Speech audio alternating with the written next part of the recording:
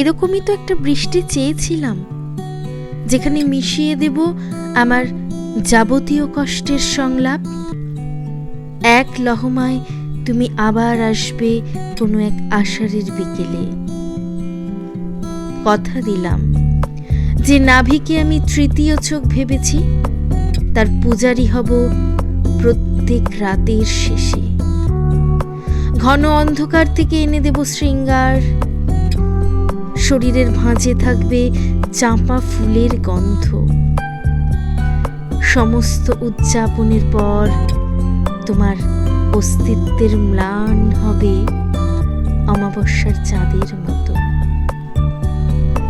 যাকে দেবী বলে ডাকতে ইচ্ছে হয়, তার পায়ের কাছে রেখে যাব আমার সমস্ত ওমটুকু।